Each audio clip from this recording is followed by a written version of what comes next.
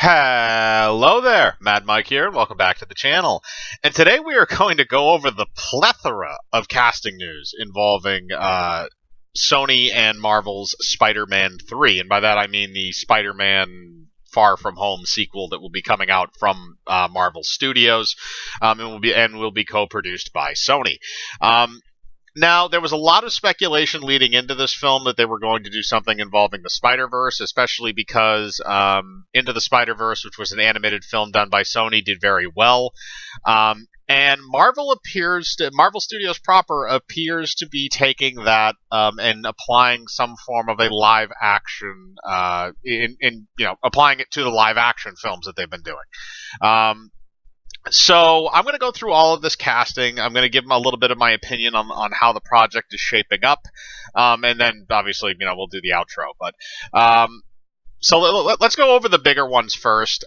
So Andrew Garfield, Tobey Maguire, Kirsten Dunst, and Emma Stone are all rumored to return as their individual characters from those earlier Spider-Man films. So Tobey Maguire and Andrew Garfield will be returning as Spider-Man, and Kirsten Dunst will be returning as Mary Jane Watson, and Emma Stone will be returning as Gwen Stacy.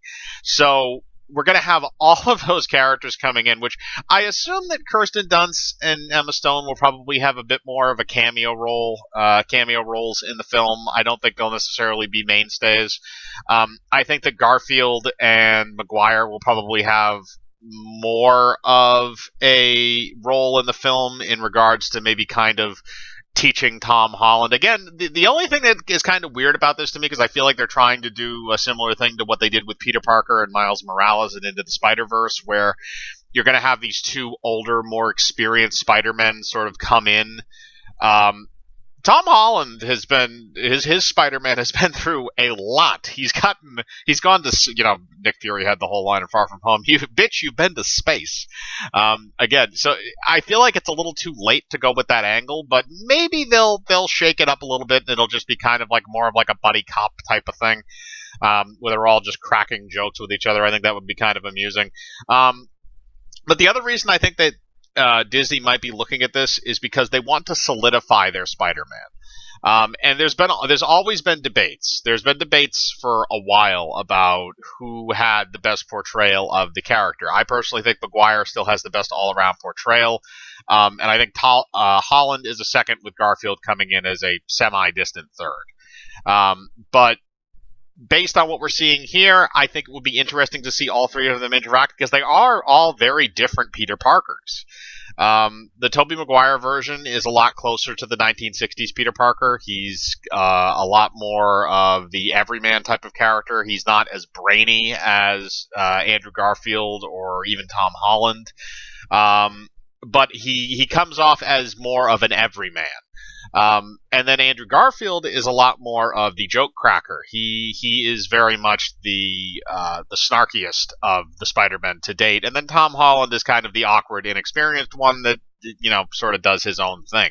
Like I said before, I think Far From Home kind of solidified him in my mind as, okay, now I'm actually watching Spider-Man as opposed to Spider-Man in training. So you have that casting, and now we go on to some of the bigger ones. Well, I shouldn't say the bigger ones, but some of the more interesting ones. Now, we already heard before, and I did a video about it, that Jamie Foxx was going to be coming back as Electro. And again, he played Electro in Amazing Spider-Man 2. We also have word that Alfred Molina is going to be returning as Doc Ock, and he was Doc Ock in Spider-Man 2, the original Spider-Man 2 with Tobey Maguire that came out in 2005. I believe it was 2005. So that's a big one there. And then we also got kind of a semi-word today that sorry, I can't remember his first. Charlie Cox, who played Daredevil on the Netflix series, will be coming back to play Daredevil in this film.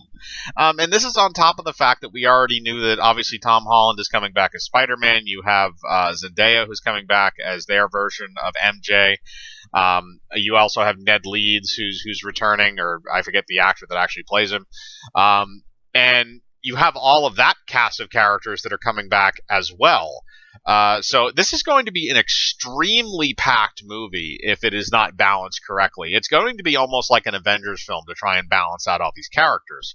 And like I said, Doctor Strange is also going to be involved in this too, because this is going to be a direct lead-in from Multiverse of Madness, I believe. So there's a lot of connective threads that are going to be around that Doctor Strange movie, and this is probably the most major one. And again, this is bringing back characters from other films and other franchises that we have not seen interact together before, which is an even more interesting part to me.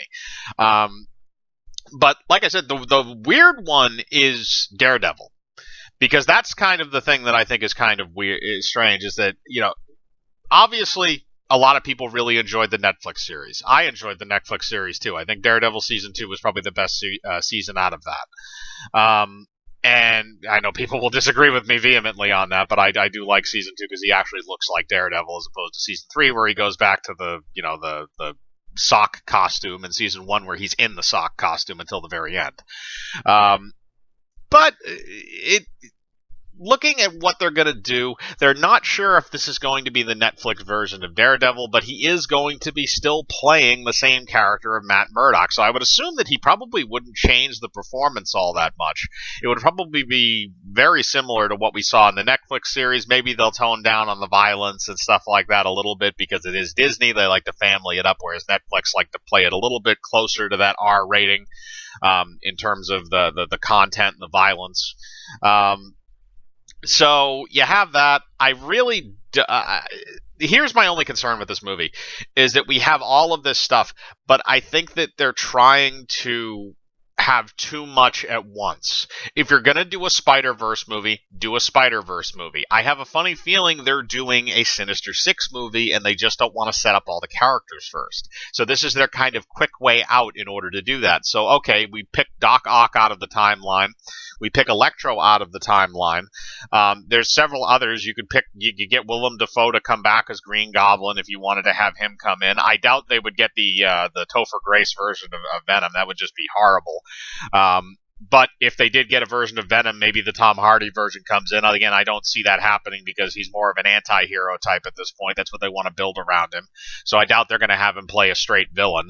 And then you also have the whole issue where now you can pick from the Amazing Spider-Man universe as well. So you have Paul Giamatti's Rhino, which I don't know if you're going to get that back. That would just be kind of strange.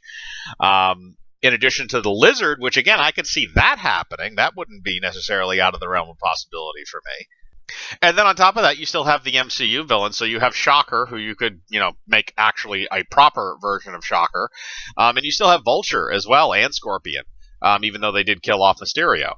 So you could round out a Sinister Six fairly easily. Now, my only problem is that you're going to need some form of a catalyst in order to bring all of those villains together in order to kill Spider-Man, because most of the time they'd probably just kill each other and then try and kill Spider-Man.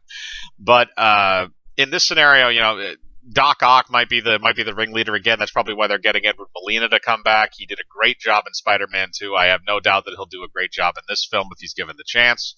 And I think that the reason why you're getting all these characters, even though some of them have been killed off in the individual franchises, is they're going to cherry pick them from the time frame. So you have the Multiverse of Madness, but because it's a multiverse, that doesn't necessarily mean it's constrained by time. It shouldn't be constrained by time because it's not constrained by space.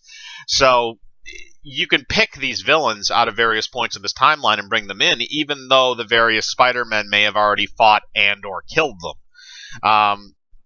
So you have that aspect that you're working with. But again, this seems like a lot to cram into a film. We're hearing reports that this might have actually been 2 movies at one point, which would have made sense to me, given that, again, it's kind of a Sinister Six movie combined with a Spider-Man movie.